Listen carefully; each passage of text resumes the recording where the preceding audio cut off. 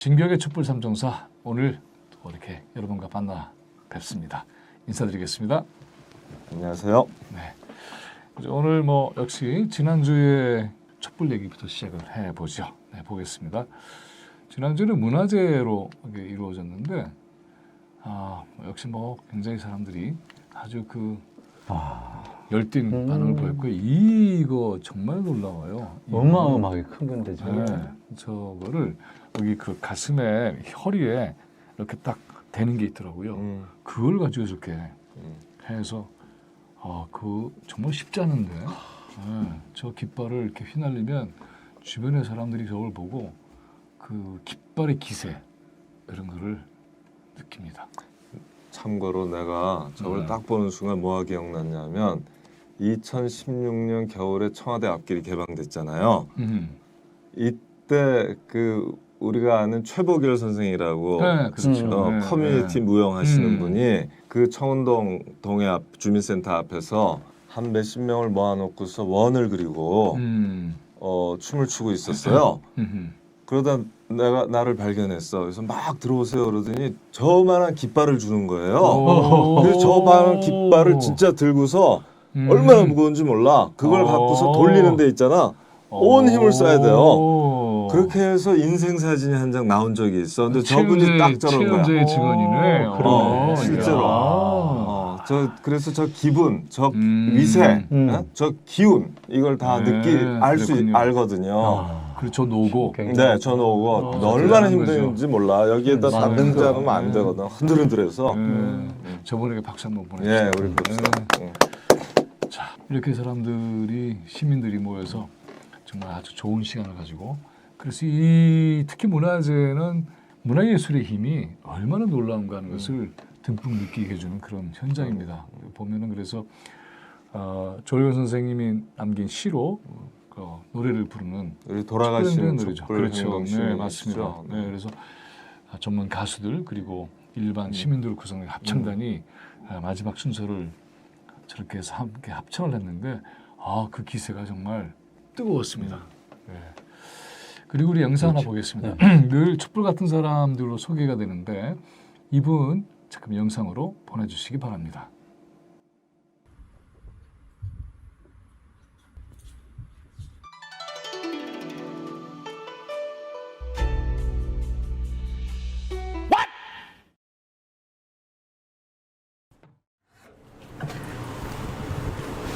사장님 왜 휴무일을 바꾸셨어요?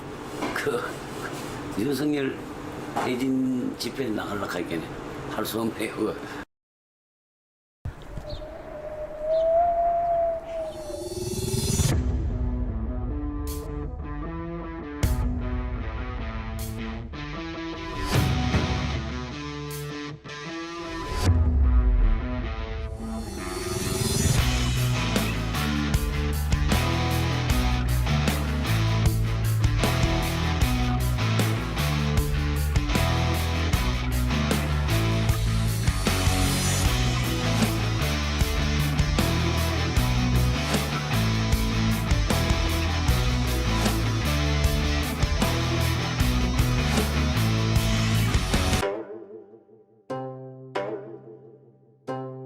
이제 그 집회를 우연히 한번 나갔는데 계속 이제 하고 싶다는 그런 이제 욕구가 막 생기는데 솔직히 이제 대구 시민들이 이 사고하는 방식이나 어떤 그 이념적인 문제 바라보는 그 관점이 너무나 이제 한쪽으로 이렇게 치우쳐 있으니까 한 사람 한 사람 붙들고 얘기하고 할 수 있는 그런 상황은 아니니까 내 나름대로 이제 생각한 이제 그걸 피켓을 적어서 한 사람이라도 이제 볼 수 있다면 또 한 번만 더 생각할 수 있다면 내가 하고자 하는 그 목적은 이루었다. 퇴진하는 그날까지 그리고 이제 그 다음 그 사회적 약자를 배려하는 그런 이제 세상으로 흘러갈 때까지 힘을 보태야 되겠다 하는 생각으로 아마 좀 더 계속 할 것 같습니다.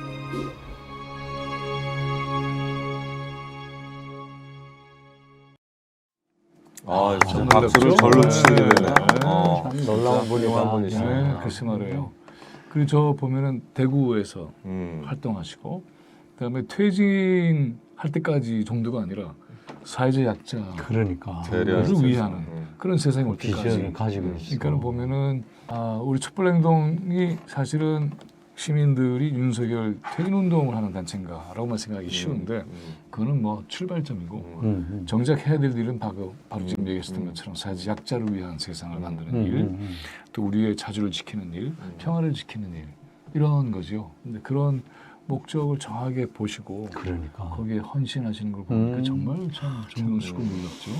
네. 생각이 정말 깊으신 분이네. 거기다가 보통 저렇게 경제적 손실까지 직접적 손실이거든요. 그럼요. 기회 네. 손실이 아니고 그것을 무릅쓰고 네. 토요 휴무를 실시하면서까지 보태기가 진짜 어렵거든요. 아 진짜 놀랍네요. 고개가 네. 숙여지고 글쎄 말이에요. 사실 이 촛불 집회가 시민 행동이자 그렇죠. 퇴진 시민 네. 행동이자 시민 학교거든요. 그럼요. 그래서 서로 간에 계속 그렇죠. 선한 의지를 이끌어내면서 또 다짐하면서 스스로에게 네. 이 역할들을 해내는데 참 놀랍네요. 저런 네. 분들 한 분 한 분이 정말 그렇습니다. 우리 네. 사회에 정말 보배들이다 이런 생각이 그거죠. 들죠. 네. 희망이야. 네, 정말 희망. 시민들의 직접 행동 예. 그걸 통해서 또 새로운 이 시대의 인간 삶도 만들어 가고 있고 이것이 서로에게 아주 큰 격려와 또 배움이 돼서 이게 정말 이 촛불의 현장이 환대 공동체 그리고 좀 학습 공동체, 역사적 공동체 이렇게 이루어지는 딱 그래요. 그런 미래를 모습들을 만들어가는 맞습니다. 그런 모습을 제시하고. 보게 네. 됩니다. 그래서 이러한 이 촛불의 기억들을 남겨놔야 되겠죠. 예, 그래서 당연하죠. 책이 나옵니다. 우리 늘 사진을 찍어주는 이호 작가가 이제 지금 편집을 하고 있는 중인데 그래서 한번 볼까요? 촛불가 사람들 11월 12일부터 촛불가 그리고 사람들 예약 판매를 시작한다는데요. 이호 작가하고 그다음에 내일 여는 책의 대표인 김한정 대표하고 계약서에 사인 서명을 하고 사진을 찍은 그런 모습이에요. 사실 우리 이호 작가도 이 생업을 팽개치고 그렇습니다. 네. 지금 전업으로 나와서 완전히, 사진 네, 찍고 맞습니다. 엄청나게 살아있는 사진을 찍어서 네. 역사적 기록으로 남기잖아요. 네. 이거는 사실 지금 이른바 레거시 언론, 기성 언론들이 외면하는 가운데 네. 이렇게 훌륭한 글쎄요. 작가 수준의 품질 높은 작가죠. 기록 사진을, 네, 그러니까 네. 작가의 사진을 그렇죠. 갖는다는 건 네. 정말 행운 아닙니까? 맞습니다. 큰 일을 하고 계세요. 그야말로 온 몸을 음. 다 던져서 그렇죠. 엎드려서도 찍고 네. 드러눠서도 찍고 드러놓고, 올라가서도 뛰고. 찍고 뛰면서 찍고 거의 그죠? 같이 날아다녀요. 그러니까 나가기도 해. 네, 그래서 보면은 정말 놀랍습니다. 어느 틈에 그 높은 건물 위에 올라가서 그러죠. 그래서 찍기도 하고요. 그래서 보면은 정말 감탄스럽고 그죠. 영어를 가르치는 교수였다가 음. 또 어려운 학생들을 위해서 또 학원을 차려서 가르쳤다가 지금 이제 사진에 전력을 하고 그것이 이제 역사 현장에 자기를 투신하는 굉장히 그런 모습을 보여서 모두가 다 사랑하는 이호 그렇게 된 거죠. 작가입니다. 그래서 우리가 이 얘기를 하는 이유는 사실 예약 판매 전 네. 어떻게 돼야 됩니까? 이거 지금 다들 예약하셔서 네, 한 분씩 갖고 계셔야 될 것 그렇죠. 같아요. 맞아. 특히 이호 네. 사진 작가의 그렇습니다. 기록 사진에 얼굴이 비친 분들, 네, 그때의 나를 자랑스럽게 자식들한테 네. 또 친구들한테 그렇습니다. 얘기할 수 있도록 꼭 한 권 또는 더 이상을 네, 예약하셔서 그렇죠. 지인들한테 선물도 해주시고 네, 그러면 정말 좋겠다. 네, 20년 후에 어마막지한 그렇지. 역사적 가치를 인정받게 됩니다. 보석 네, 같은 네. 사진이 될 거예요. 제가 이제 추천사도 이제 써서 보냈는데 특히 거기 강조했던 건 뭐냐면 이호 작가의 시선은 굉장히 사랑이 넘쳐요. 그래서 찍는 사람들에게 이호 작가의 눈길이 어떤 감정을 가지고 머물러 있느냐 하는 걸 그대로 느낄 수가 있습니다. 그리고 그 사진에 있는 분들의 그 표정 정말 그 기뻐하고 즐거워하고 단호하고 또 때로는 눈물을 흘리고 이런 모습들을 하나하나 잘 담아내서 그래서 함께 나누는 그런 좋은 책이 될 겁니다. 그래서 이 소식을 계속 알려드리겠습니다. 네, 그리고 옆에 계신 분이 바로 이 책을 요새 이 책이 잘 쉽지가 않거든요. 그리고 이 그럼요. 사진첩 이게 사진책이요. 꽤 이게 힘이 들고 맞아요. 또 이게. 투자도 들고 원가가 높아요. 네. 한마디로. 그런데 이 작업을 쉽게 하지 못해요 출판사들이. 그런데 내일 여는 책에서 이 작업을 김한중 대표가 해주셨어요. 저 내일 여는 책이라는 출판사에서 또 하나의 책이 나왔는데 이것도 소개해드리겠습니다. 사실 그 제목도 놀랍네. 그 출판사 제목이 네. 이 촛불 집회만큼 내일을 여는 집회가 없거든. 네. 지금 현재 그렇지. 시점에서 네, 맞아. 최고로 내일을 여는 건데 네. 딱 그 네. 사장님이 하시는 거잖아요, 대표가. 이게 원래 일대 대표는 전교조 출신 선생님이 이 출판사를 열었대요. 네, 그래서 거기 보면 청소년들을 위한 좋은 책들이 참 많습니다. 그리고 지금 다시 한번 볼까요? 내일 여는 책의 윤미향 의원, 윤미향과 나비의 꿈. 이 책을 보면 사실 윤미향 의원이 지난 3년 동안에 굉장히 고통을 많이 겪었잖아요. 그렇죠. 국제적으로도 엄청난 세상에 고통을 그런 겪었는데 굉장히 수모를 소중한 줄 수가 분이에요. 있나. 그래서 재판의 과정, 그 과정에서 받던 아픔, 또 그리고 가장 아끼는 분 한 분이 또 돌아가셨잖아요. 이 과정에서. 그래서 그런 그럼요. 이야기들. 윤명이라는 한 역사적인 존재가 어떤 고통과 어떤 노력과 어떤 돌파 이런 걸 해왔는지 아주 담담하게 잘 담겨져 있는 소중한 책입니다. 예, 정말 무자비하고 네. 잔인하게 네, 검찰들의 피사실, 네, 공표, 범죄 그렇죠. 그리고 그것을 무분별하게 받아써서 재확산한 확대 재생산한 이 보수 언론들 네, 그리고 그것을 정치권에서 기정사실화하면서 했던 국힘당이나 네. 또 그 정도 상황이니까 어떻게 적극적으로 말하기가 쉽지가 않았던 그런 피해를 온몸으로 받았잖아요. 네, 그럼요. 그 언론의 그 폭력이랄까 네. 폭격이랄까 그게 얼마나 무시무시한가 하면 사람을 완전히 전혀 저항할 수 없는 상태로 만들어버려요. 그래서 네. 아까 말했지만 한 분은 아무 죄 없이 네. 폭격으로 그냥 돌아가셨잖아요. 글쎄 말이에요. 그걸 누가 네. 그 죽음을 누가 보상해 주나? 지금 윤석열이 하고 있는 한일 관계 이게 정말 말이 안 되는 굉장히 무도하고 부당하고 그런 일들인데 그 일을 벌이기 위해서 공격한 거죠. 그래서 그렇지. 위안부의 문제 이런 것들이 다 그래서 보면은 일본이 특히 이제 이런 문제를 가지고 한일 합병 한일 관계에 있어서 그 합법 불법 논쟁을 하잖아요. 그런데 우리 이런 인식이 필요한 것 같아요. 합법 불법 논쟁을 넘어서서 식민주의는 범죄다. 범죄라는 인식이 필요한 그렇지. 것이지 범죄 무슨 합법이고 불법을 갖다 대요. 그냥 범죄인데 남의 걸 강탈하고 빼앗고 지배하고 착취하고 그 약탈하고 법을 이용해서 그렇죠. 그러니까 그것은 범죄이죠. 범죄죠.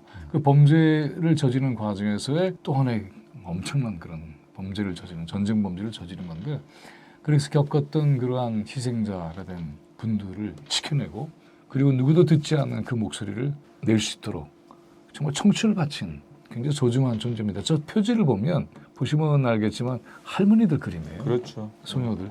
그 표지도 굉장히 아름답죠. 소녀의 꿈이었는데 아름답죠. 그 청춘 소녀 시절부터 모든 인생을 다 빼앗기고 짓밟힌 그런 분들의 삶을 지켜낸 우리 윤미향 의원에게 네, 박수 한번 정성으로. 보냅시다. 네. 그걸 정말 격려하고 박수를 보내지 네. 못할 망정 그렇게 사람을 네. 파괴시킨다는 게 잔인하게 네, 응원을 합시다. 네. 네. 그다음 보겠습니다. 그래서 저가 또 저 책 들고 있었고요. 또 이렇게 그래서 저 책을 여러분들이 좀 많이 좀 알려주시고요. 또 구매도 해주시고 주변에도 알려주시면 대단히 고맙겠습니다. 네, 그리고 어제 이제 또 그 월요일이죠. 사제단이 수원에서 미사를 가졌습니다. 그 장면을 좀 보겠습니다. 그래, 여기 이 성당의 굉장히 특별한 점은 천정에 우리 천주교 순환사에 등장하는 분들 그게 다 이렇게 그려져 있어요. 그래서 그것도 참 독특하다. 이제 그런 모이신 분들이 저렇게 탄핵하자, 탄핵한다, 또 파면한다 구호도 함께 외치셨고요.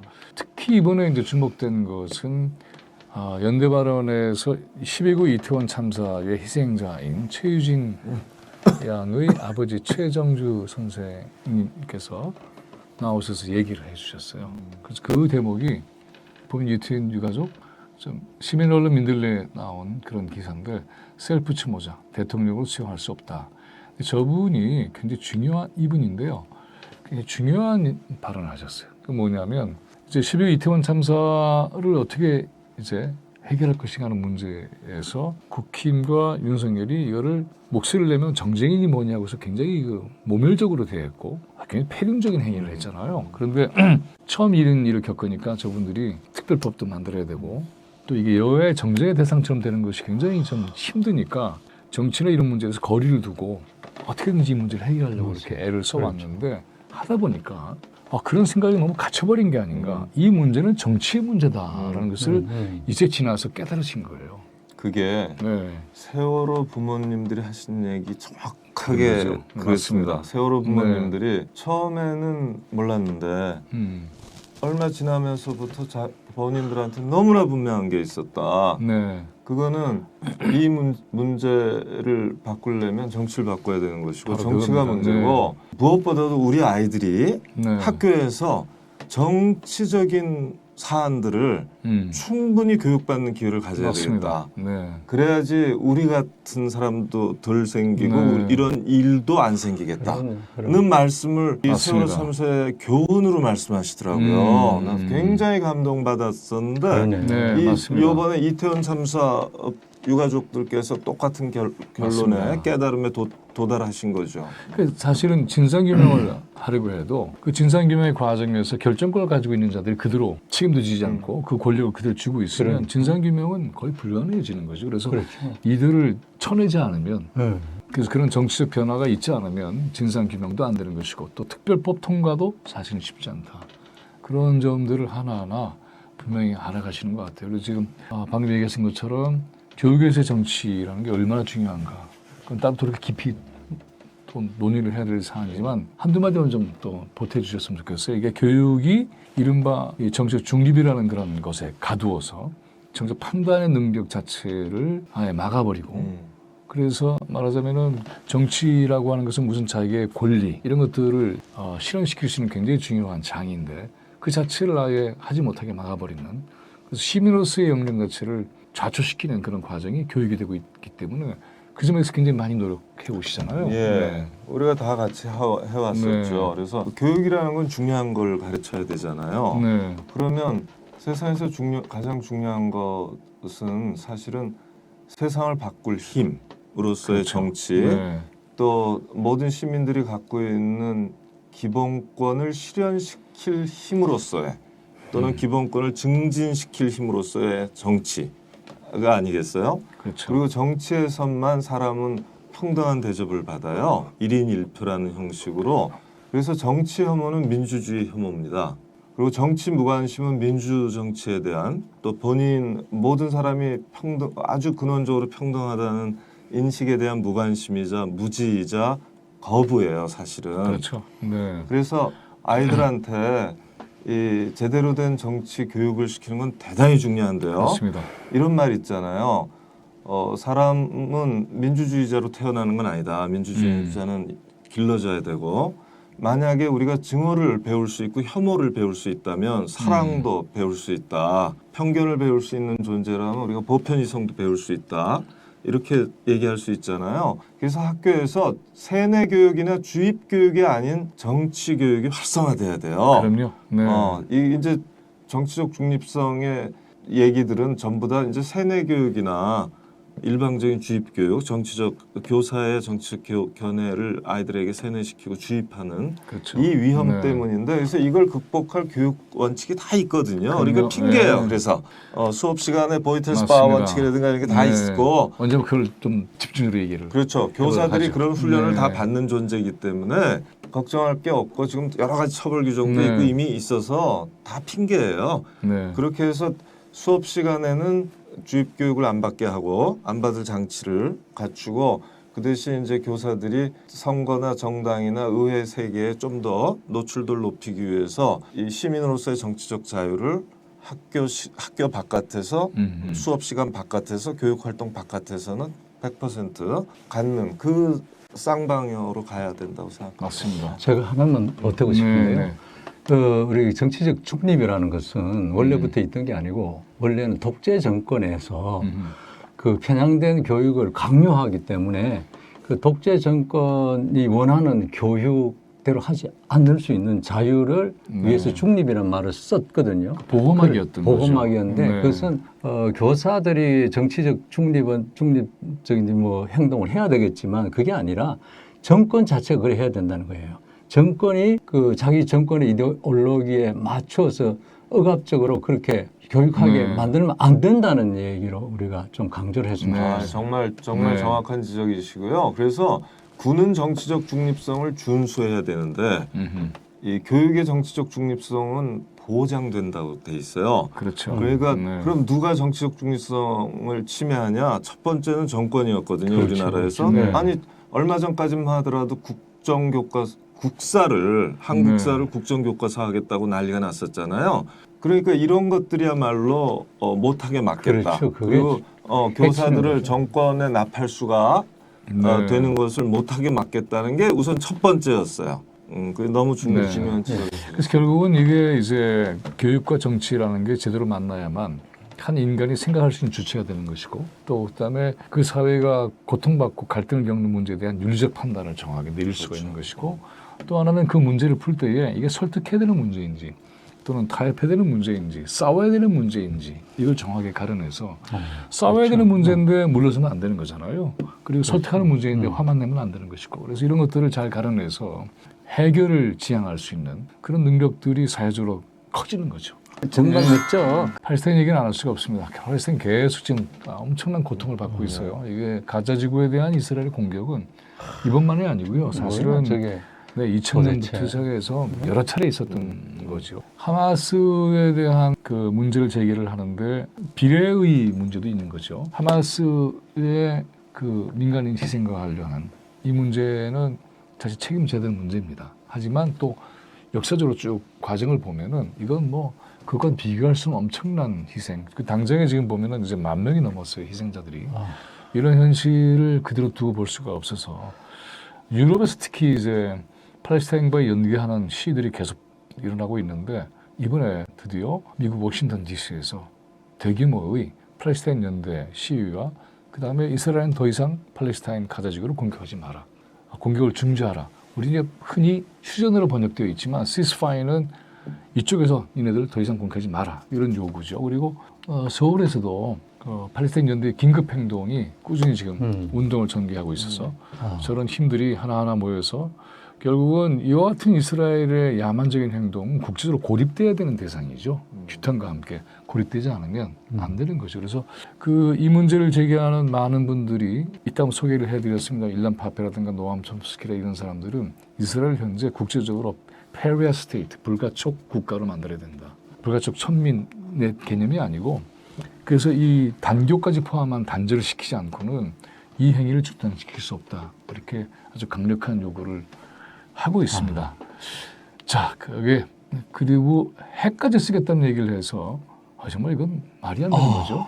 그래서 이 네타냐후가 이것에 대해서 아랍 국가 전체가 들고 일어나니까는 말한 장본인을 일단 내각에서 배제를 시켰어요. 그런데 발상이 참 정말 야만적이죠. 근본적으로 네, 완전히 멸절시키려는 바로 그 그거죠. 의식을 갖고 네, 그래서 이 가자지구에 있는 민간인들 니네 대피해라. 그런데 이게 보면은 이집트 쪽으로 여는 문을 열어서 니네 나가라. 그 남아 있으면 테러리스트로 규정하겠다. 이런 식인데 하마스 팔레스타인 가자지구에 있는 팔레스타인들은 하마스를 압도적으로 지지해요. 그렇죠. 지지자들이에요. 네. 그 이들을 이제 몰아내는데 보면은 48년부터 유엔에서 규정했던 것 중에 하나가 돌아올 권리라는 게 있잖아요.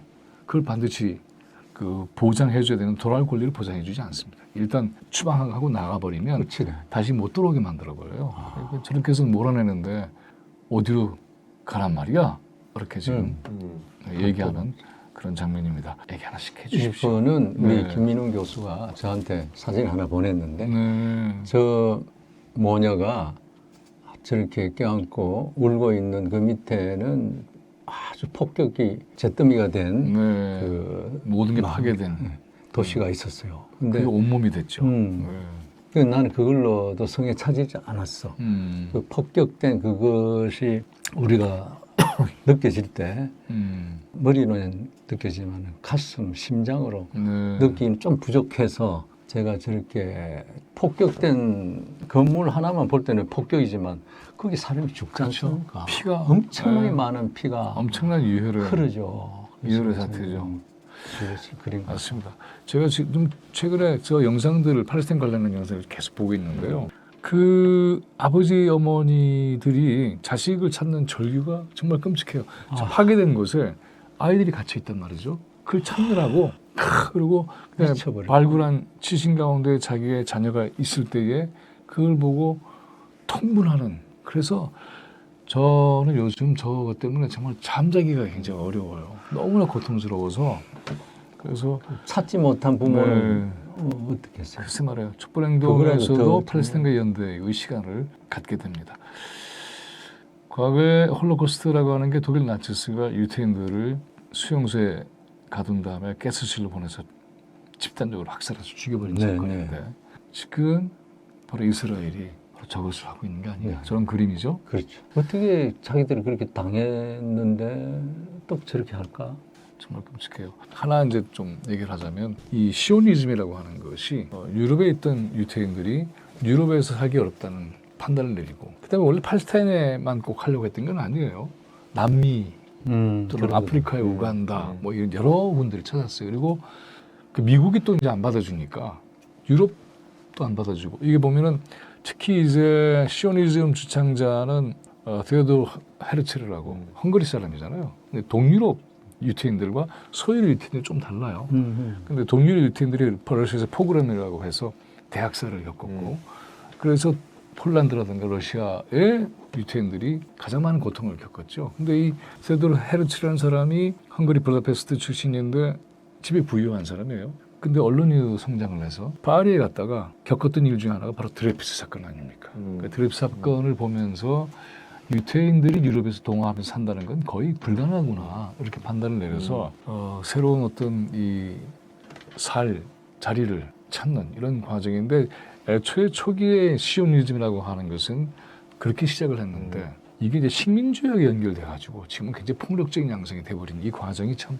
끔찍한 거고 네. 돌아보면 유럽 자신도 책임이 굉장히 큰 거죠.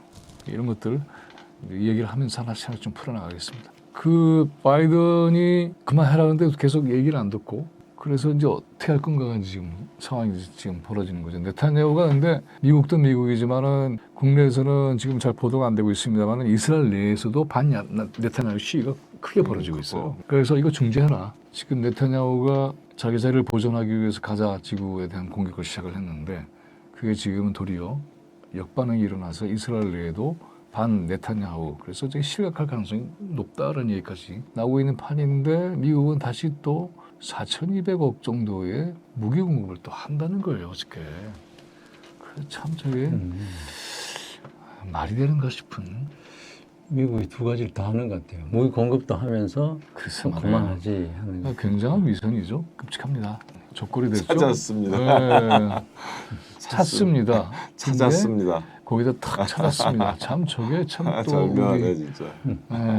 참 박재동 화백의 만평의 놀라움이에요. 그렇죠? 네. 자기들도 그렇게 당했으면서 어떻게 그렇게까지 집요하게 네. 종족 장체를 없애버리려고 하는 네. 느낌까지 들잖아요. 그렇게까지 할 수 있는가? 저 가둬놓고 그냥 다 죽이는 어느 정도 거니까는. 공존을 해야지 어떻게 그렇게 그러니까 하마스가 저렇게까지 할 수밖에 없게 된 건데. 왜 하마스인가에 대한 얘기가 나와야 되는 거죠. 사실은. 저게 원래 하마스가 자살폭탄, 하마스가 그 인티파다의 산물이잖아요. 그리고는 저 폭력적으로 그렇게 하진 않았다가 그게 2000 몇 년인가, 1994년인가 참. 이 모스크에 극우 유태인이 들어가서 총을 난사해서 한 30명이 죽은 사건이 있어요. 그 사건의 충격으로 그때부터 자살폭탄 이게 시작됐습니다. 그렇지만 2006년에 이제 선거에 참여를 하면서 그 자살폭탄 테러는 포기하겠다 선언을 했죠. 그런데 하마스가 집권하게 되니까 집권당이 됐거든요. 이스라엘이 다시 공격을 해가지고 재정을 짜고 그래서 1년 만에 붕괴시켜버렸어요. 그런데 다시 이제 가자지구에서는 근데 보면은 지금 이스라엘의 공격이 병원과 학교도 무차별로 하잖아요. 근데 하마스는 국내에서 무장단체로 알려져 있지만 저게 정식 정부고 하마스가 가장 주력하는 건 학교와 병원이라고 해요. 그러니까 그 병원과 학교를 공격하는 이런 상황이 만들어지고 있는 거죠. 윤석열 정부나 국힘당은 뭐 저는 얘기에 대해서 하지도 않을 뿐만이 아니라 문제를 비판적으로 제기할 수밖에 없는 건 민주당 전혀 입을 버리고 있잖아요. 이런 것들도 그렇죠. 사실은 좀 비판의 대상이 돼야 됩니다. 책 하나 소개해드리겠습니다. 저 김재명 선생이 쓴 책인데 이분은 전쟁 현장에 가서 기록을 하는 그런 분이에요. 대단한 분이죠. 그렇죠. 언젠가부터 저런 네. 분들이 나타나기 시작했어요. 맞습니다. 많지 않지만, 네, 많지 않지만. 그 역할을 하고 네. 계시죠. 저 책은 여러 차례 개정 보완이 됐습니다. 그래서 이게 한 10년 전에 나온 책인데 지금 21년에 재정 보완인데 꽤 내용이 풍부해요. 그리고 현장에서 이 팔레스타인 사람들이 겪는 그런 고통, 현장을 잘 이렇게 담아내고 있어서 소개를 해드리고 이 팔레스타인이 도대체 어떤 현실에 놓여 있는가를 알기 위해서는 필요한 책으로 소개를 해드립니다. 그리고 팔레스타인 관련한 번역서들은 굉장히 많지는 않아요, 아직은. 근데 그중에 좀 소개를 해드리고 싶은 책은 인티파다, 팔레스타인의 저항이 같은 책입니다, 사실은. 작가의 저자의 이름이 조금 다르게 나오는데 하나는 필명이고 하나는 본명이에요. 근데 인티파다라는 저 책은 절판됐습니다. 그래서 다시 또 정리를 해서 팔레스타인의 저항이라는 책이 되어 있는데 시오니즘, 제국주의, 그리고 팔레스타인의 해방 이런 문제를 잘 정리한 책이에요. 그래서 소개를 꼭 좀 해드리고 싶습니다. 촛불행동은 한 손에는 촛불, 한 손에는 책 이런 구호를 가지고 해나가고 있어서 꾸준히 여러분들에게 좋은 책을 소개를 해드리겠습니다. 자, 그다음 또 보겠습니다. 만평도 있지. 네. 사진도 있고. 그렇죠. 이 트럼프 미국 민주당이 지금 굉장히 헤매고 있어요. 보면은 이게 뉴욕타임즈 기사인데 원래 민주당의 흑인들이 굉장히 강력한 지지 그러면 세력이잖아요. 80% 이상이 지지하죠. 그런데 민주당 후보를. 그런데 지금 민주당 기대할 게 없다. 말만 하고 해주는 게 하나도 없고 실천 능력이 전혀 없다. 오히려 경제적인 차원에서는 트럼프가 난 거 아니야. 이것도 사실 환상인데. 흑인 유권자들이 트럼프를 지지하는 상황이 벌어지고 있다는 거예요. 그리고 바이든을 중심으로 한 민주당은 굉장히 지금 말하자면 기력을 잃고 있고 트럼프한테 이길까? 그리고 이제 이스라엘 상황은 사실은 저 예루살렘에다 미국 대사관을 옮긴 자가 바로 트럼프 아닙니까? 예. 글쎄 표는 전 어떤 거냐 하면 경제부터 시작해서 뭐 여러 가지를 보여주는데 이제 빨간색은 이제 트럼프고 낙태 문제, 네. 민주주의 문제, 네. 이스라엘 팔레스타인 분쟁, 경제 문제, 국가안보 문제, 이민자 네. 문제 이렇게 해서 이제 숫자가 뒤 밑에 나와 있는데 아무튼 이게 전체로 보면요 미국이 직면하고 있는 중요한 현안에서 트럼프가 훨씬 다른 높은 점수를 받고 있는 그런 그림이에요. 지금 트럼프 기소는 선거 캠페인에 영향을 안 미치고 지지율 네. 변동을 별로 안 갖고 왔지만 만약에 여러 개의 기소 중에서 하나라도 유죄 그렇죠. 확정이 네. 나오면 그러면 또 얘기는 좀 뭐 달라질 수가 그렇죠. 있겠다. 이제 이런 네. 부제를 달았네요 보니까. 그렇죠. 네. 그런데 자기의 이런 그 자기 변호를 굉장히 강력하게 하더군요. 보니까. 그래서 네, 그래서 저게 지금 어떻게 풀릴지는 모르겠어요. 그리고 저게 뭐 사실은 법도 법이지만 정치적인 결정도 있는 것이기 때문에 지지세에 따라서도 달라지는 거니까 둘 다 사실은 나이가 좀 있고 노쇠한 미국의 오늘의 현실을 보여주고 있는 게 아닌가. 그리고는 국제적으로나 또 내부적으로나 21세기에 걸맞는 전혀 그러지 그런 못하고 비전을 있는 거지. 제시하지 못하는 전혀 미국의 못하는 모습. 거죠. 네, 그걸 고스란히 보여주고 있는. 그래서 미국 리더십의 위기, 미국의 내부적 민주주의 위기, 또 세계적인 위상에 있어서의 위기, 이 모든 복합적인 위기를 다 드러내주고 있는데 저런 나라의 바지가랑이를 지금 미국이 저 윤석열이 붙잡고 뭘 해보겠다고 하는 것이니까는 가당치 않습니다. 뭐 당장에 미국이 무슨 뭐 몰락하거나 그런 건 아니겠지만 그러나 지금 보면은 세계적으로 어떤 윤리적인 기반이 붕괴되는 상황이고 전혀 신뢰를 받고 있지 못하고 연방정부까지도 사실은 재정 위기를 겪어서 지난번에 간신히 넘겼고 그래서 파산하는 거 아니야? 라는 정도까지 지금 심각한 위기에 놓여 있는 상태예요. 그러니까는 미국의 경제에서 전쟁 경제가 그걸 버티고 있는 셈이 되는 것이고. 펜타곤 경제. 네, 그래서 이 전쟁 경제로 위기를 돌파하려고 하니까 그 팔레스타인 문제 같은 경우도 보면은 저렇게 무기 쏟아내는 것이고 한반도에서도 윤석열이 집권한 이후에 역대 최다의 군사훈련을 하고 있습니다. 그리고 18조라는 지난번에 우리 얘기했지만 엄청난 그런 이 군사무기 구입 계약을 1년 만에 한 거란 말이죠. 근데 문재인 정부는 5년 동안에 2조 5천이에요. 맞아요. 근데 윤석열은 18조 1년 만에 미국 먹여 살리는 거의 그런 형국이 됐는데 그래서 미국이 과연 저 위기를 어떻게 돌파해 나갈 건가 하는 문제가 역사에서 굉장히 중요한 그런 이 변화를 보여주고 있는 거라고 보겠습니다. 더 이상 쪽팔리게 하지 말라고요. 그럼 미국 민주당은 저런데 한국 민주당은 어떤가 좀 보겠습니다. 김성재 지금 네. 그죠 이뇨한 혁신위원장 네. 띄우고 쭉 김포 보겠습니다. 네. 편입 수도권 서울 편입 띄우고 공매도 또 띄우고 공매도 금지 한시 금지 네. 6개월간 금지시키고 해서 뭐 또 그다음에 무슨 뭐 계속 대단히 무슨 의제를 새로 만들어내고 있죠.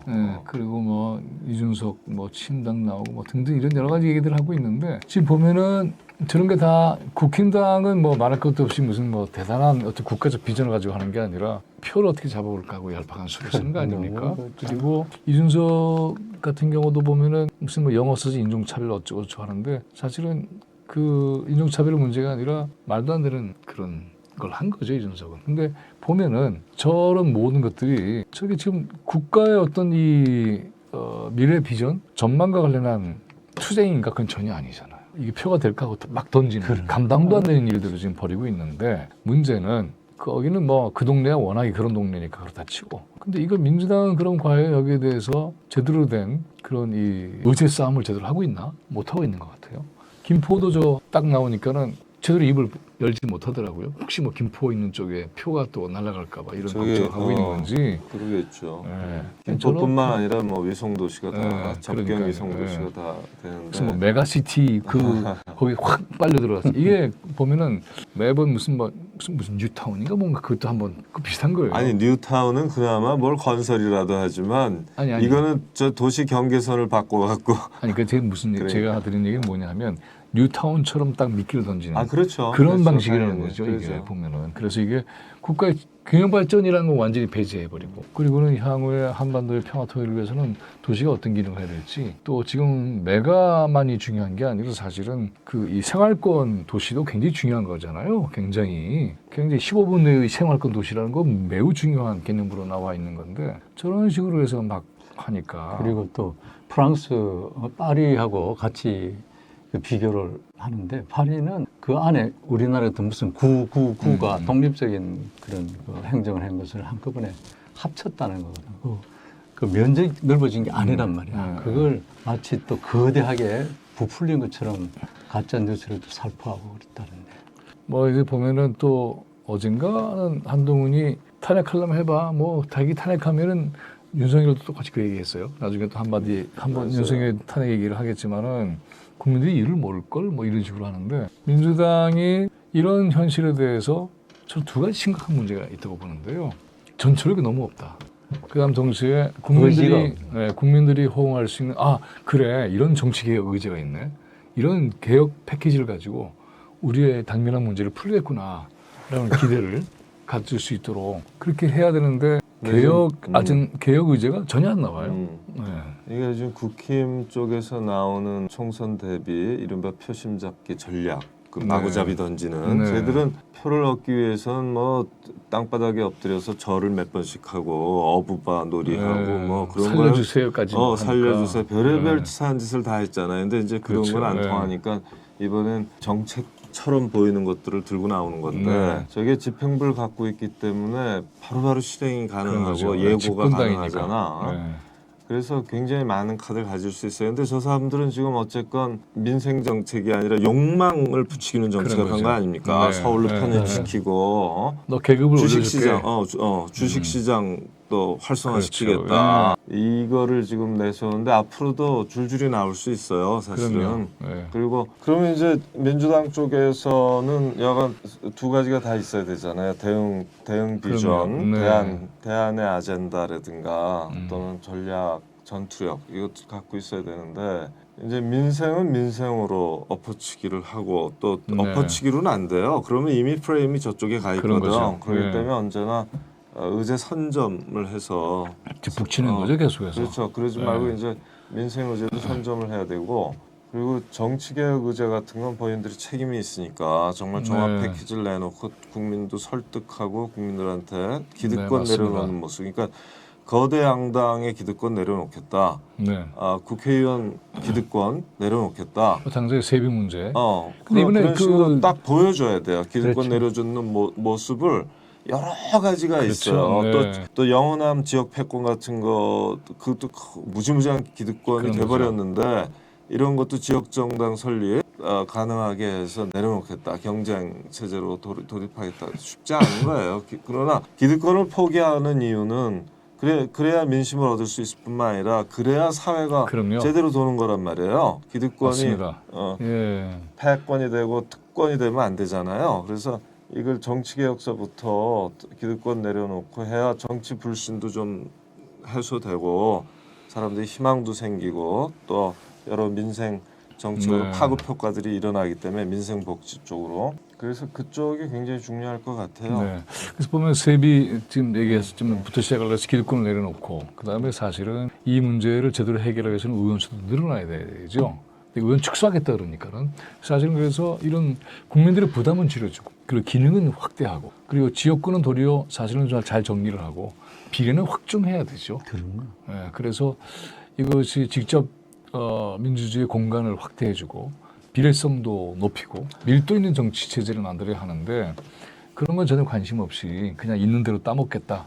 자기들이 원하는 결실을 이런 식으로 나가게 되니까는 정치 개혁에 대한 어떤 이 동력 자체를 사실은 원래 야당이 그걸 만들어내는 거잖아요. 그렇죠. 네. 반대당이기 때문에 야당이 그래서 그렇죠. 기존의 민생 기득권 정책이라는 걸 할 수가 없잖아. 그건 할 수가 없는 없으니까. 거죠. 네. 근데 그래서 민생을 가지고 얘기한다는 것도 사실은 좀 모순이에요. 왜냐하면 이게 집행 권한이 있으면 그렇지, 권한이 민생을 가지고 한번 없는데. 붙어보겠는데 그거는 뭐 전혀 그런 이 국가의 자원을 집행해서 실천하고 관찰할 수 있는 위치는 아니기 때문에 그래서 그것이 예산 문제 관련해서는 문제를 제기하거나 이렇게 할 수 있지만 그건 쉽지 않은 거죠. 그러니까는 정치 전체의 틀을 바꾸는 그런 이 소용돌이 같은 정치를 펼쳐야 되는데 이게 정치가 그래서 너무 좀 잘게 하고 있는 게 아닌가? 그러니까 우리가 네. 흔한 말로 이제 정치의 온도도 뜨겁게 네. 높이고 온도를 높이면요 기성 질서가 녹아 그죠? 전혀 안 바뀔 거라고 체념했던 것들이 녹는 현장을 바로 볼 수 있어요. 최근에 정치 온도가 가장 높아졌던 때는 교사 30만, 50만 명 중에 네. 정말 30만 가까운 사람이 여의도에 모였어요. 예, 예. 네. 5천 명서부터 시작해서 단 6주 만에 30만이 모이는데 그 결과로 2주 만에 네. 그 30만이 모인 2주 만에 3주 만에 법안이 4개가 통과되지 않습니까? 그렇죠. 그러니까 빛의 네. 속도로 결국은 온도가 높아지잖아. 참여의 온도가 높아지면 속도가 빨라져. 교착 지연이 없어지고 그렇죠. 네. 그렇게 해서 사회 그 교직 사회의 가장 큰 문제들을 해결했잖아 결국은. 그렇죠. 그죠? 그럼 마찬가지로 우리가 이 촛불 행동도 우리가 하는 게 온도를 높이는 일을 하고 있잖아요. 그렇죠. 네. 그래서 그러면 누가 제일 온도를 높일 수 있느냐? 누가 스피커 파워가 제일 크느냐? 결국 야당, 제일야당 대표들이겠죠. 제일야당이 대표죠. 그러니까 뭐꼭 기대를 걸어서 한다는 게보다도 일단은 제도적으로는 마이크를 가지고 있으니까. 그렇죠. 마이크 파워니까. 네, 그래서 그거를 가지고 얘기도 해야 되고 그렇죠. 또 본인들이 뭐 국민 항쟁을 하겠다고 했는데 내용이 전혀 없어요. 대책에 싸울 건 싸우고 그다음에 정치적으로 합의를 이룰 것은 빠르게 신속하게 해 나갈 것이고 그다음에 정치의 규모도 굉장히 중요하잖아요. 이게 보면은 한반도 전체 관련해서는 어떤 정책을 밀고 나갈 것인가. 근데 이게 전혀 안 나와요. 어디인지 모르겠어요. 네, 그래서 반대하는 목소리, 반대하고 조롱하고 규탄하고 비판하는 걸로는 안 되거든요. 그럼요. 대안이 확실히 뭐 설득력이 반사 있어야 이익만 되는데. 가지고 정치하는 건 그렇죠, 아닌 거니까. 그렇죠. 그래서 그래 한반도는 이쪽으로 가야 되겠네. 현재 지금 교착 상태가 왜 이렇게 된 것이지? 한미일이라고 하는 전쟁 동맹 체제가 과연 우리한테는 미래야? 이게 문제가 있다면 단호하게 반대해야 되는 것이고 9.19 문제는 비준의 과정으로 들어가서 그걸 전혀 건드리지 못하게 훼손하지 못하게 만들어야 되는 것이고 그랬어야죠. 근데 그거 안 하고 있단 말이죠. 이 시행령으로 꼼수 이거 계속 드러나고 있는 거 아니에요? 이런 것도 다 막아내고 단호하게 탄압하고 입법으로 네. 다스려버리면 되지. 그렇죠. 입법으로 상위법을 시행령을- 결정해버리면 그럼 끝나는 건데 끝나죠. 그리고 거기에는 반드시 처벌 조항이 강력하게 들어 있어야 되는 거죠. 근데 이게 그래봐야 법률을 어겨도 처벌받을 그러한 가능성이 낮다라고 생각하면 그 법은 실효성이 없습니다. 이 대목에서 제가 말씀드리고 싶은 게 이런 게 있어요. 사람들이 지금 이제 여야 정개특위라는 게 구성돼 네. 있어서 여기서 합의가 이루어지지 않으면 선거법은 현행 준연동형 그렇죠. 네. 비례대표제 선거법이 집행이 되는 겁니다. 그러면 지금 국힘당은 국회의원 수 10% 줄이자고 또 그러고 있는 거죠. 퍼퓰리즘적인 네. 주장을 하고 앉아 있고 국민을 정말 개돼지로 보는 그런 거죠. 거나 마찬가지인데 그렇게 하고 병립형으로 돌아가자고 그 과거 2020년 네. 선거법 개정 이전으로 돌아가자고 지금 강력히 주장해요. 그럼 민주당이 거기에 동조하기는 쉽지 않다고 보면 그냥 현행법이 될 수가 있거든요. 그렇죠. 자, 이 현행법이 되는 순간에 위성정당, 자매정당 논란이 나게 돼 있어요. 그 구별도 애매하고. 그런데 네. 사실 위성정당, 자매정당이 왜 생기냐면 비례대표 의석이 300석 중에서 47석, 18%밖에 없기 때문에 그래서 생기는 그런 겁니다. 거죠. 네, 그러니까 다른 이거- 게 아니야. 연동형의 네. 고유한 속성이 아니에요. 그렇죠. 연동형 네. 비례대표제를 하면 위성정당이 나온다? 자매정당이 나온다? 그렇지 않습니다. 그럼요. 제1당과 제2당이 253석의 지역구 선거에서 압승을 하면요. 이미 이 사람들이 정당 득표율 올린 거, 그러니까 만 40% 올렸다고 그래봐요. 그러면 120석이면 족한 거거든. 정의로운 거거든. 50% 올렸으면 150석이면 정의롭거든요. 그런데 253석 중에 압승을 넣으면 180석도 가능하다고. 그렇게 되면 이미 정당 득표율을 상회하는 이른바 초과 의석을 지역구 선거에서만 갖게 되잖아요. 그러면 비례의석 47석에 단 한 석도 가져올 수가 없게 돼요. 그 제1당의 이제 연동형으로 하면 그게 제1당의 운명이죠. 제2당도 비슷한 데 처하든가 아니면 비례의석을 서너 석밖에 못 가져와요. 결국은 아까 말씀하신 것처럼 비례의석을 늘리고 의원 정수 확대하고 비례의석 그렇죠. 늘리되 네. 네. 이 전체 국회의원 유지 비용 네. 300명 유지 비용으로 감당하겠다. 그렇죠. 여기서부터 네. 시작을 해야 돼요. 그렇죠. 그래서 길고를 내리고 그런데 국민에게 봉사하는 시스템을 확충하는 그렇죠, 개념이죠. 그렇죠. 그렇게 네. 해야 되는데 지금 보세요. 여야가 합의를 안 하는 이상 패스트 트랙에 태우든가 뭐 방법이 두어 가지밖에 없는데 이미 시간적으로 굉장히 어려워요. 그래서 그러니까 입법 참 기가 강행한 막힌 겁니다. 그러니까 네. 위성정당 금지 조항 한번 못 만들어 보고 글쎄 말이에요. 4년을 허송세월 네. 한 거니까 정말 준엄하게 꾸짖어야 되는데 지금도 기회는 있다. 맞아요. 그래서 이게 보면은 국민들이 사실은 잘 알아들을 수 없기도 하거든요. 이 선거제도에 맞아요. 대해서. 그래서 이거를 중요한 정책 화두로 삼아서 그렇죠. 그래서- 마이크 파워 있는 사람이 그럼요. 설명하면 금세 설명이 돼요. 그럼요. 비유도 들고. 네. 그래서 이탄희 의원 같은 사람 골목 상권이라고 47석은 군소정당. 그래서 골목 상권을 지키자. 네. 원래 골목 상권 지켜서 그런 대로 경쟁 다당 체제를 만들려고 합의해서 만든 선거법 아니냐. 그런데 왜 자꾸만 위성정당 만들고 그러냐 이런 거지만 이 호소만으로는 안 되지. 근데 약간 네. 이 이탄희 의원 같은 사람 골목 상권 지키자는 표현은 굉장히 쌈박하게 네. 들어오잖아요. 그러니까 이런 식으로 정치개혁 네. 패키지를 내놓고 과감하게 밀고 가야 되는 맞습니다. 모습을 보여야 될 겁니다. 그게 과감한- 기본이에요. 네, 과감 출발이고. 발상은 여기까지도 갈 수 있어야 된다고 봐요. 이게 비현실적으로 들릴지는 모르겠지만 발상 자체는 굉장히 과감해야 된다고 보는 게 300명으로 고정돼 있다면 지역 150, 나머지 비례 150 이 정도도 해보자. 그래서 그럼 지역은 지역대로 치밀하게 하고 그렇게 그거 해야 갖다가 돼요. 정확하게 반영하는 방식으로 비례를 갖다가 정리해보자. 그러니까 라는 그거는- 것까지. 그게- 제 얘기는 뭐냐면 글쎄, 물론 왜냐하면 좀- 그러니까는 그건 어떤 의미냐 하면은 아. 지금 지역만으로 국회가 되는 건 아니잖아요, 사실은. 그래서 굉장히 각자의 직능과 목소리가 제대로 과소 대표되는 이러한 것들을 최대한 담아낼 수 있는 그릇이 커지면 그러면 얘기는 굉장히 달라진다는 뜻이에요. 그렇죠. 그러니까 숫자의 문제라기보다도 발상자를 그렇게까지 밀어버려야만 이 문제를 혁파할 수가 있지. 전적으로 동의. 네, 요만큼 이 비례가 가질 수 있는 건 요만큼 만들어 놓고 그리고는 다른 걸 해보겠다고 하니까는 여기다 다 쑤셔 넣어야 되는 거니까. 그러니까 비례의석을 이게 100석 이상으로 늘리지 않고는 준연동형을 할 그겁니다. 경우에 자매정당 막을 수 없고요. 바로 그거예요. 그래서 네, 다 종전의 병립형 효과가 나게 돼 있어요, 사실은. 그런 거죠. 네. 그래서 이 부분 사실은 모든 힘을 합쳐서 설득해내고 네, 그래서 굉장히 과감한 발상을 던져서 음. 논쟁을 붙이게 하는 거죠. 그래서 그래? 논쟁 축을 바꿨어요. 그러면 이런 것도 가능할 수가 있었던 것이야? 라고 하는 거죠. 근데 그리고- 지금은 이제 아주 협소한 틀 속에 갇혀 있는 발상을 하고 있기 때문에 더 이상 못 뻗어나가는 거죠. 그리고 국민들도 한번 생각해 보셔야 될 것이 우리 삶을 규정하고 또 발전시키고 쇠퇴하는 것이 지역의 문제인가 직능의 문제인가를 생각해봐야 되거든요. 그거죠. 네, 택시 그럼요. 기사가 부산 택시 기사, 서울 택시 기사는 뭐가 다릅니까? 그렇죠. 네. 그런 것처럼 소상공인도 마찬가지고, 그럼요. 뭐 네. 교사도 마찬가지고. 네. 그러면 그 직능이 저 먼저란 말입니다. 실질적 자기 그렇죠. 삶을. 그럼 그것에 대한 비례를 강력하게 해야 되는 것이고 지역은 축소해야 되는 겁니다. 그다음 동시에 지역의 개념을 바뀌어야 된다고 저는 보는 게 뭐냐면 지역의 이 여러 가지 정치 경제 이해를 해결하는 시스템이 이미 있어요. 사실은. 있죠. 지자체로 있어요. 지자체가라는 다 게 있어요. 있지.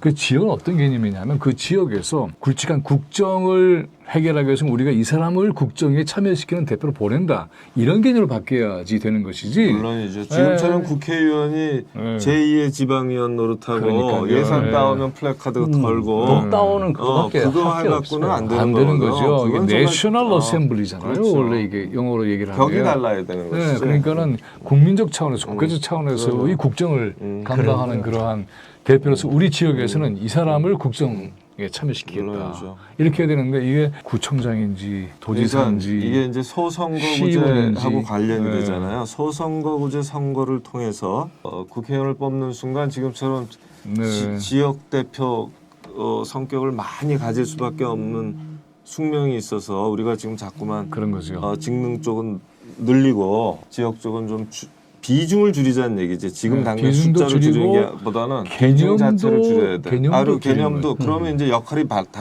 바뀌거든. 그렇죠. 지방자치 강화로 역할이 굉장히 달라진 바뀌는데 거죠. 그러니까 이 얘기나 우리가 한번 진지하게 네, 해봐야 되겠습니다. 다 한번 해봐야 되고요. 그래서 우리 지역에서는 이 정도의 인물을 내놓겠다. 그래서 이 정도의 인물로 국정을 감당하겠다. 당신은 우리 지역 신경 쓰지 마. 당신이 신경 쓸 것은 우리 국가 전체 비전, 국방, 외교, 뭐 국제관계, 또 중요한 이 경제정책의 중심, 골조 이런 것들 해라. 이렇게 좀 이게 이제 해줘야 다 되는데. 공천제도하고 또 연관이 있잖아요. 네. 당내 민주주의하고도. 그래서 공천제도를 재설계하지 않으면 그리고 네. 불공정 경선의 요소들을 다 없애야 돼요. 그 그렇죠. 불공정 경선의 네. 요소는 다 지구당 위원장이나 현역 국회의원의 기득권이거든. 그걸 내려놔야지만 정치 신인의 진입 같은 게 여성이건 젊은이건 네. 또 빈민이 대표든 여러 가지 사람들이 들어올 수가 그렇죠. 있거든요. 맞습니다. 그래서 이게 굉장히 얽혀 있는 거라. 그러나 그건 근본은 풀어야죠. 선거제도부터거든. 그래서 네. 우리가 다 어느 정도 요해가 가능한 거잖아요. 그래서 이 부분은 한번 우리가 본격적으로 다룰 예정이에요. 그렇게 해야 근데 되겠습니다. 하나 네. 보태고 싶은 건 뭐냐면 그 이준석이 네. 굉장히 재밌는 예측을 하고 나는 꼭 맞을 거라고 보는데 음흠. 국힘이 이번 총선에서 80석 언더를 할 거다. 그 사람 표현입니다. 80석 언더. 80석 아래를 하겠다. 아래가 된다는 건데 그러니까 이 얘기 뭐냐면 본인이 네. 신당 창당하겠다는 거예요. 그런 거죠. 네. 그래서 반윤 말고 친윤 정당은 80석 이하일 것이다. 이거는 굉장히 바람직한 거죠. 이렇게 네. 될 경우에 반윤은 그러니까는 뭐 국힘 안에서의 반윤과 그 밖의 모든 반윤까지 아마 그 연대해서 밖에 모든 네. 반윤 앞에 200석은 확실히 네. 넘는 것이고 220석 되는 것이고 이제 그런 국힘 안의 분위기- 친윤은 네, 그런 분위기 저 촉발제가 되겠다는 얘기니까. 뿐만 아니라 네. 이 가능성을 열기 위해서라도 최소한 지금의 연동형에서 후퇴는 있을 수 없는 거예요. 맞습니다. 사실은. 네. 그래서 지금 호재가 뭐냐면 이 총선을 앞두고 여권 분열은 지난번 네. 우리가 되게 걱정했잖아요. 민주당이 분열했었고 네. 2016년에도 네. 그런데 코로나 덕분에 네. 압승을 했고 2022년에는 지금 국힘이 분열하는 건 총선을 앞두고 분열하는 건 정말 드문겨운데 네. 정말 역사적인 호기가 왔다. 어떤 박수 좀 면에서는 치고 싶네요. 정말 그렇게 생각해도 될 것 같아요. 네. 그다음 주제로 이거 살려야 돼 그래서. 맞습니다. 듣고 싶어. 그다음 주제로 넘어가겠습니다. 날 내세우자야. 지동 이거 전체가 너무 있습니다. 중요한 거지. 이거 이거 너무 네. 중요해. 저 만화를 좀 우선 보죠. 저건 이제 인사아트 프라자 갤러리. 네. 제가 거기 며칠부터 저를 하죠? 받아줘서 11월 22일부터 합니다. 언제까지 합니까? 일주일 동안 합니다. 네. 거기서 한번 해보자. 그래서 나도 너무나 전시를 안 해봤기 때문에 뭘 큰 작품도 유화 같은 것도 없고 하니까 평소에 그리던 거 하면 되지 않냐 하니까 내가 맞아. 원래 맞다 그러면 저렇게 입이 크게 벌어져. 목젖이 보이잖아 지금.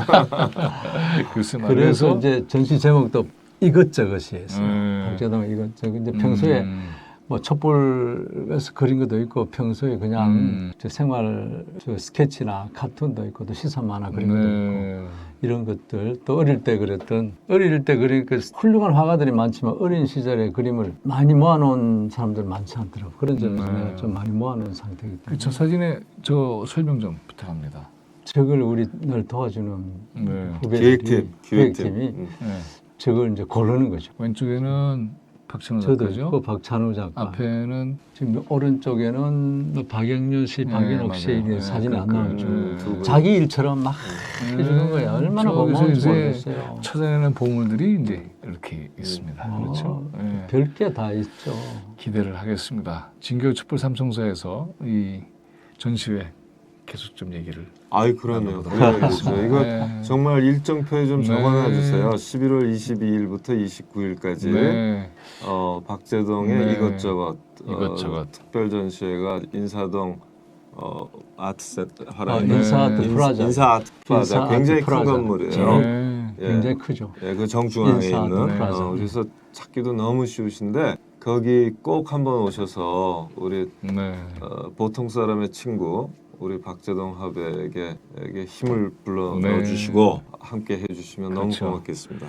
그래서 이 팜플렛을 만드는데 제가 또 글을 하나 또 보탰습니다. 네. 그래서 김민욱, 박재동의 친구 이렇게 아. 해서 했는데 제가 저기 뭐 감사합니다. 핵심은 이런 거예요. 오늘날은 신화를 읽지 않는 시대가 됐다. 그런데 기회와 자본의 지위에 빨려 들어가는 그런 세상이 됐는데 박재동은 그래서 많은 사람들이 그런 논법에서 무능력자가 되고 있다. 판정받고 있는데 박재동은 스스로 그런 무능력자가 되기를 자처하는 사람이다. 그걸 작정하고 있다. 그래서 그건 뭐냐 하면은 사람들이 볼 때는 시시하거나 쓸데없거나 뭐 하찮은 것이나 이런 것들을 소중히 여기는 또 낮은 자리에 그것까지도 소중히 네. 여기는. 낮은 자리에 같이 가서 그들과의 삶, 시간, 숨결 이런 걸 나누는 그래서 거기에서 사실은 새로운 세상과 우주가 부화한다. 이게 오늘의 신화다. 그것이 바로 박재동의 그림 속에 있는 그래서 때로는 예리한 비수 속에도 눈물이 고여 있고 또 웃음도 있고 왜 이렇게 되는가 보면은 박재동은 우는 자와 함께 울고 웃는 자와 함께 웃는다. 그 복이 있는 사람이죠. 감사합니다. 복이 있는 사람이야. 우는 사람과 함께 그럼요. 울고. 그래서 바로 그런 박재동의 그림을 만들어 봐 주시기를 바랍니다. 제가 제일 기억에 남는 것은 제 어린이들에게도 캐리케처를 그리셨어요. 네. 캐리케처 그리면서 얼마씩 받았는데 어린이들은 600원을 받았어요. 근데 자기 돈으로 해야 돼. 그래서 그 600원 받으면서 얘기하면서 요즘 코로나 때 학교 가기 싶으냐 싫으냐 뭐 이런 이야기들을 하면서 그려줬던 그리고 네. 600원 받았던 게 정말 짜릿하게 기억입니다. 이런 그래서 전시회가 이제 본격적으로 시작되면 초대권도 좀 해서 그래서 거기 가서 이게 또 펀딩도 마련하고 그러는 것이니까 관심 가져주시고요. 계속해서 정확한 소식 알려드리기로 하겠습니다. 영화 두 편을 소개하겠습니다. 정정 감독님의 소년들 지금 이게 현재 박스오피스 2위를 하고 있어요. 11월 1일부터 시작을 했는데 그리고 또 다른 하나는 곧 개봉될 서울의 봄. 이게 이제 말하자면 전두환 12.12 사태. 그러네. 를 서울의 이제 봄이라 한 겁니다. 불렀죠 그때. 네. 이 소년들은 실제 있었던 살인 사건에 대한 이 범인 조작 사건입니다. 그래서 이걸 보고 있으면 오늘날 이 수사기관의 권력들이 얼마나 이렇게 억울한 일들을 만들어내고 있는가. 우리 현실을 볼 수 있게 하는 그러니까 진범이 따로 잡히니까. 그렇죠. 그죠? 네, 그런 영화입니다. 박준영 변호사인가 그 재심 전문 변호사가 돼버린 분 있죠. 그렇죠. 네. 그분이 다룬 사건을 영화한 거 아닙니까? 네. 저 영화 소년들은 사실은 저하고 박재동하고 몇 사람이 카메오로 출연했는데 통편집을 당했습니다. 잘렸어. 이 정도를 기록에 남기는 거죠. 이 정도 말해서. 그럼요. 네. 자, 그러면 잠깐 우리 저 예고편 영상을 함께 보기로 하겠습니다. 짧으니까요. 잠깐 보시면 좋겠습니다. 너희들 진짜로 우리 슈퍼 할매 죽인 거 맞냐? 충수! 지가 범인을 제보하려는데요. 작년에 우리 슈퍼 살인 사건 진범이요. 우리 슈퍼 사건자로 싹 다 갚아. 삼례읍 인근에 사는 10대 소녀 3명을 긴급 체포하고 왜 할머니 입에 테이프 붙였어? 죽일라 그랬어. 뭐 때문에 진범에 대한 제보를 무시하셨습니까? 나는 똑바로 수사했다고 믿는데. 이거 한번 읽어봐. 뭐야? 이름 석자도 제대로 못 쓰는 놈이 이걸 썼다고 하면 누가 믿겠냐? 시방 방에 갇혀있는 불쌍한 애들부터 끊읍시다! 그럼 이 사건에 연관된 경찰 전부하고 전쟁이라도 하실 겁니까? 애들은 여전히 우리 엄마 죽인 살인자 취급을 받고 있고. 아직 경찰이랑 왔다 갔어요. 그를 꺼내줄 거예요. 내가 재심 신청하십시오.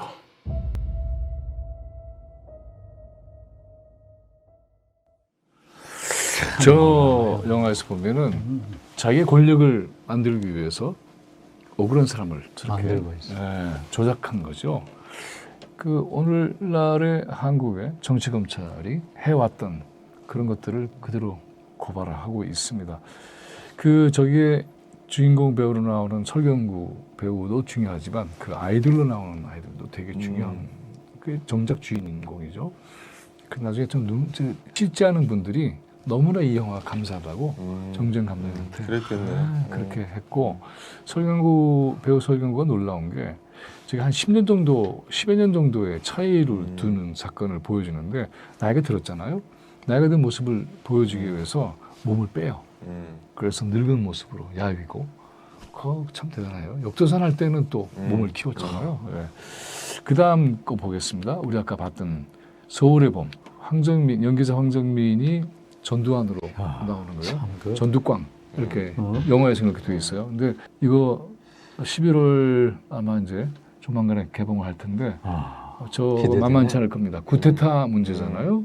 검찰 구테타하고 연결해서 오늘의 현실을 다시 한번 생각할 수 있게 하는 그런 소재라고 보여져. 잠깐 볼까요? 조금 전에 박 대통령 각하께서 서거하셨습니다. 기원법에 따라 합동수사본부장은 여기 계신 전두광 보안사령관이 맡을 예정입니다. 인간이라는 동물은 아니다. 강력한 누군가가 자기를 리드해주길 바란다니까.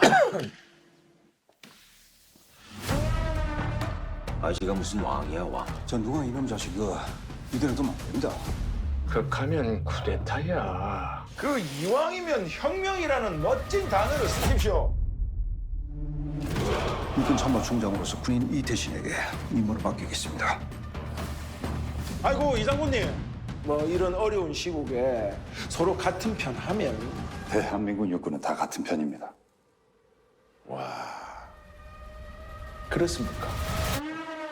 보안사령들한테 공격받았습니다. 보안사가 시간을 끌면 어떡합니까? 초동 대처가 가장 중요한데. 김일성이 때려주기도 안 내려옵니다. 오늘 밤은 여기가 최전방이야.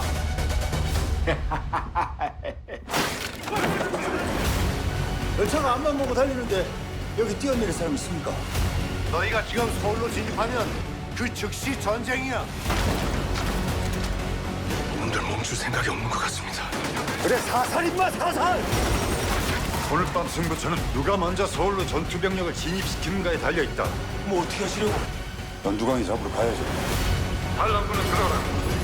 공장을 해제하고 저항하라.